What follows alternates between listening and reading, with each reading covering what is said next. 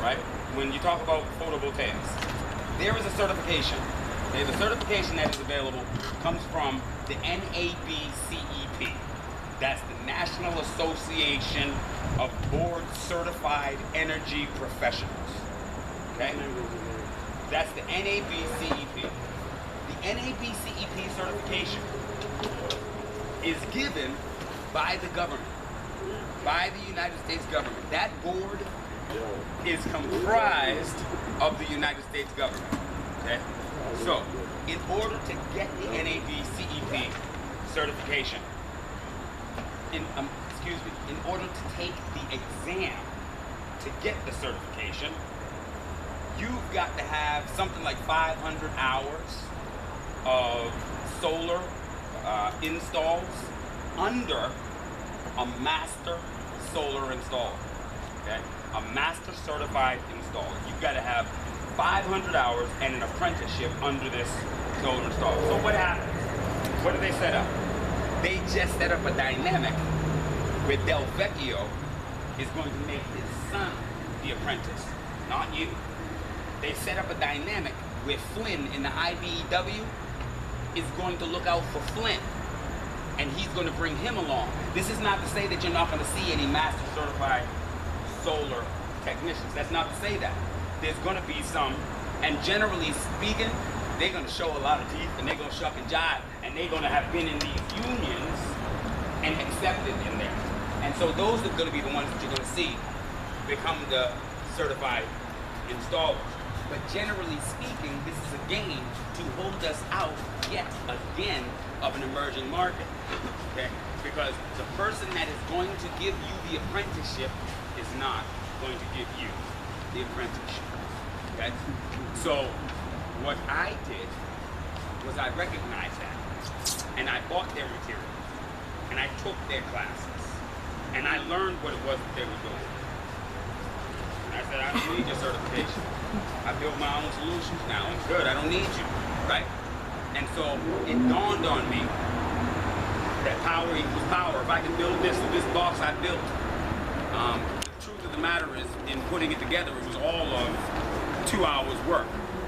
Okay? I thought about it and drew up plans and did these things for weeks. I had all the equipment. I had this stuff for weeks. And just my own mind, my own me told me I couldn't do that. But I brought myself this far. So it was at that point that I said, okay, you know what? There ain't no reason I can't put this together. I just put it together. And that's what I did. So now I can take this box anywhere I want. I can power a 44-inch TV with my Xbox in the middle of the beach. I can go anywhere I want and I can create power. I can go to the middle of a field somewhere, plug in all of my power equipment, and power anything I need. If I need to chop down that tree, I can do so producing my own power. Okay? I did that, and it made me realize that this provides for us power. Right now in Ghana, Ghana's got serious problems relative to power. And a lot of our brothers and sisters all over the world, this is how they have underdeveloped these nations, is by keeping them without access to those things that they call themselves civilized because they kept them from you, know. So what I realize is that we have the ability to make changes that will fundamentally make differences in every African in the diaspora's lives. So there's these young brothers I'm aware of, and I taught a couple. There's these young brothers in Ghana, in Accra, and so there's these areas, right, where again they have real serious power issues. They don't have consistent power. Well, there's these areas where, you know, brothers are vendors. They be out there. They sell fish, they sell meats, like that, right? Yeah. And what happens is, when the night falls, man, I mean, you still gotta make your money, right? So they still out there, but they ain't got no lights. So in my mind, all I can see is a cat just jumping out from behind a tree with a fish, talking about, Pete, you hungry? Dog. Dog. Please, put your fish away. I'm not thinking about no fish right now, okay? But, so it dawns on me that you can build a solar solution as big as Samuel's, that will allow you to string LED lights on a piece of cardboard and spell the brother's name. or whatever it is that he's making. And it can be built in a solar capacity. And guess what? When he puts that table top on top of his business, his boy down the block, well, I ain't gonna be, outdone. I got to have some lights on mine too, right? So it's not only lucrative, but it also lights up the world for our people. So that's what caused me to bring this and put it together. To bring that knowledge so that you could take that knowledge. Again, at the end of the day, the one prerequisite that I have is you teach somebody else. Once you get good, once you put some things together, and you can put something together today. Once you put some things together, teach someone else what you've been taught, because it necessarily frees. Power equals power. All right, so I'm gonna jump into the book. So you see all this stuff is sitting on the table, right? And we got all this sitting on the table, and we've been playing with this stuff, and you see me with the multimeters and the panels and making it light up and everything else. There are some fundamental things that we have to understand. There are some safety principles that we have to understand. The biggest element associated with building a solar solution is to appropriately size the solution. The very first place you begin is the load.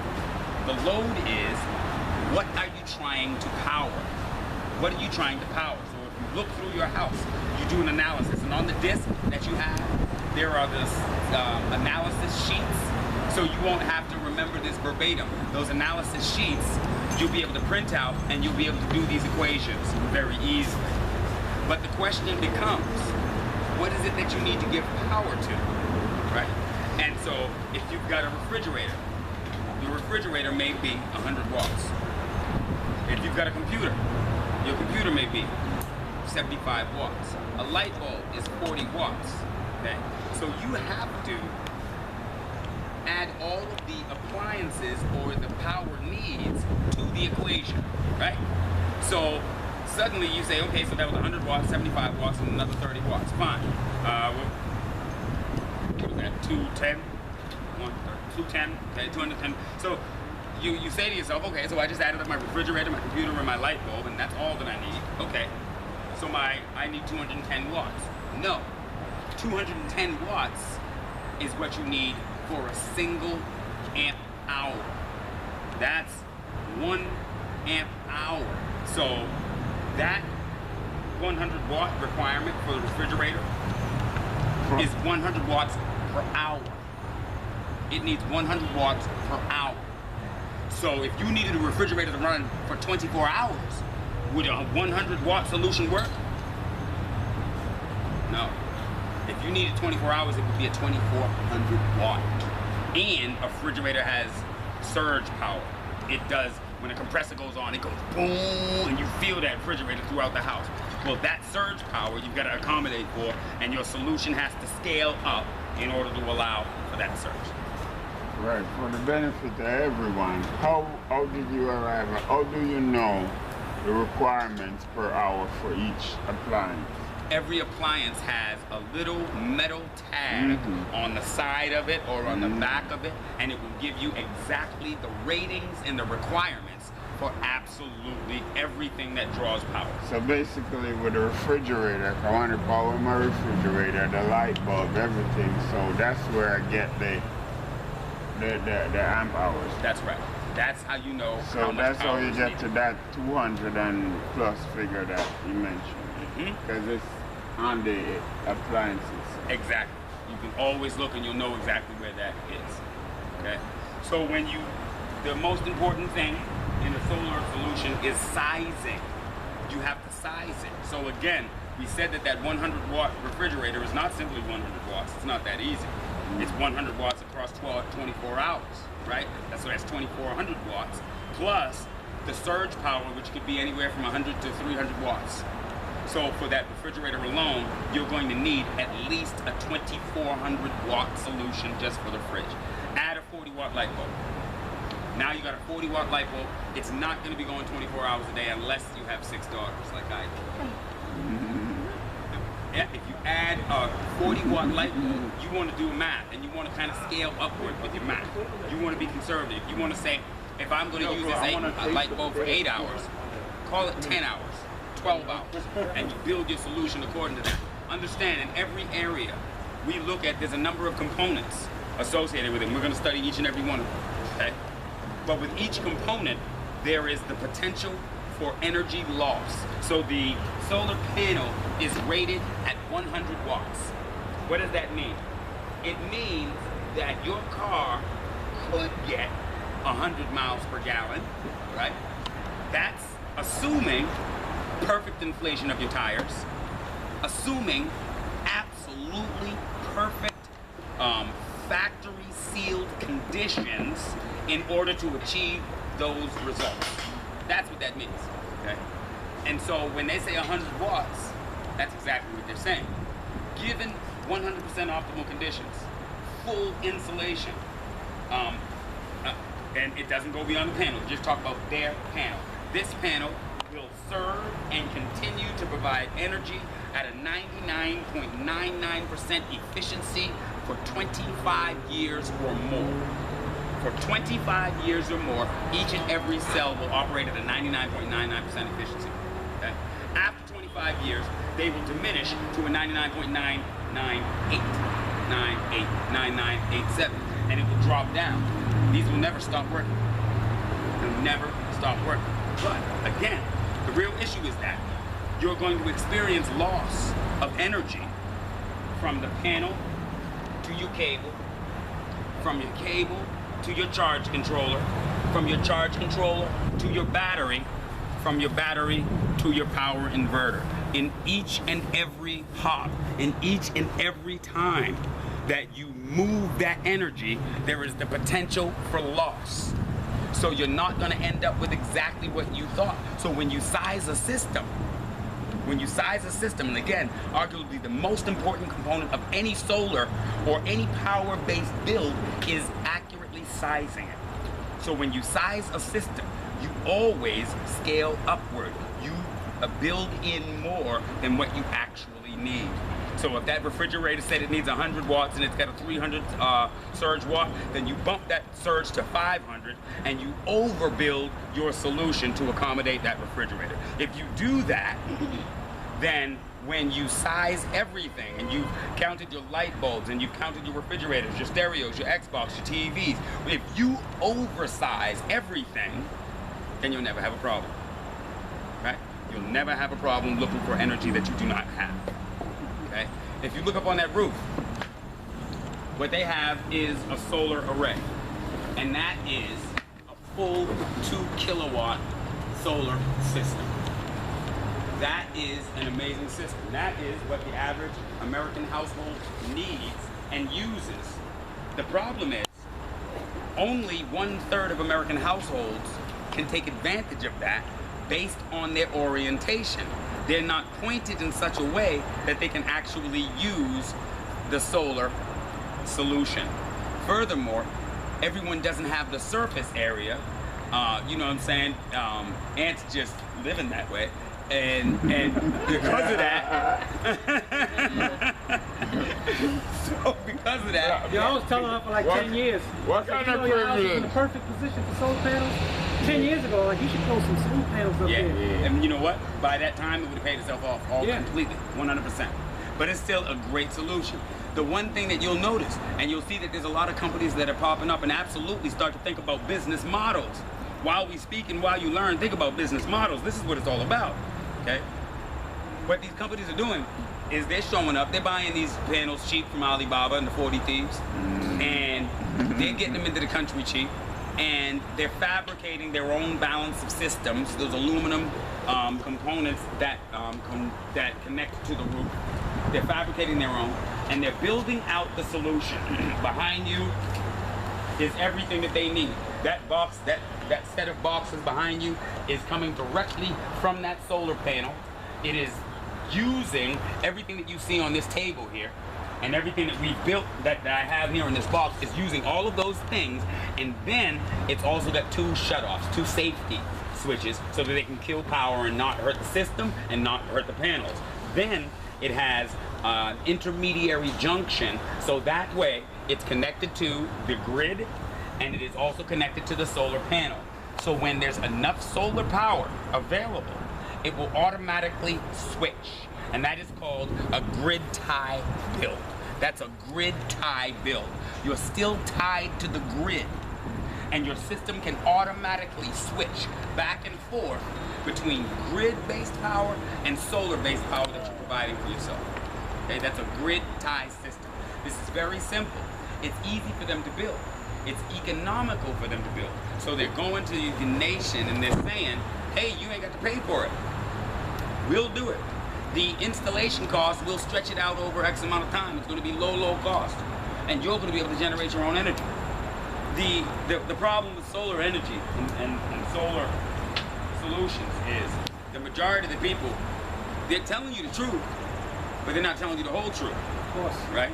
They're not telling you the whole truth because today it rained like, somebody was mad. Right? And with that in mind, how much energy was generated? So the way that you have to really think about this is, yes, you've got a grid tie solution. So as long as that grid is good, so are you. But you really want a solution that says, if the grid should go bad, I'm still good, right? And so that's a standalone solution. What they have done is... They don't allow that. Oh, yeah. No, they don't. No. No, they're not going to let you. Nope. You've got to have something tied.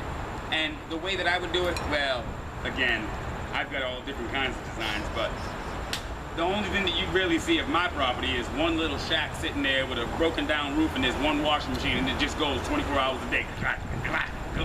And I'll use the power right there. So you see it on the grid that I'm using something, but you have no idea because I don't need your power. That's just me, but Did you try a rock? it's just going.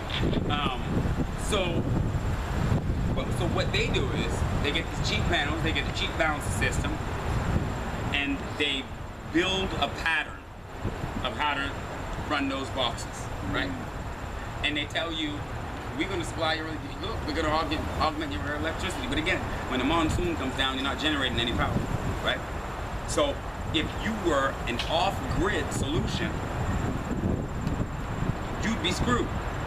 And the potential for that to happen is each and every single day, right? Every single day you have the potential to not have power. So that's why I say, when I say solar, yeah, solar is one part of it. But the things that you see on the table, the things that you see in this box, are the same things that you would use in a hydro solution, in a wind-based solution, or in a solar-based solution. It is all the same parts, all the same principles, okay? So in this case, there is no storage of electricity. They're using it as soon as it hits the house. And it switches automatically and you don't notice a thing. The light bulbs don't flicker. You don't notice a thing. It switches automatically, but what it does is it augments. And the electric bill, the amount that they're consuming from the grid, diminishes because they're generating 2 kilowatts power, which is generally what the average household in America with four members needs. You're generally consuming about 2 kilowatts of power, okay? And so that system can in fact deliver that. It can in fact deliver that. Here's what the problem is. When we talk about a 2 kilowatt system, that's 2 kilowatts over 12 months, right? Over 12 months. The fact is, come December to January to February and March, you're not gonna get the kind of sun that you get in the summer months. So 2 kilowatts is a misnomer, it's a lie. You're not actually gonna get 2 kilowatts, okay? The system could do that, but that's not what you're gonna get, okay? Furthermore, ain't nobody promising you there's gonna be sunshine. I believe there's a gospel song that goes like that. Nobody promised sunshine. I remember it.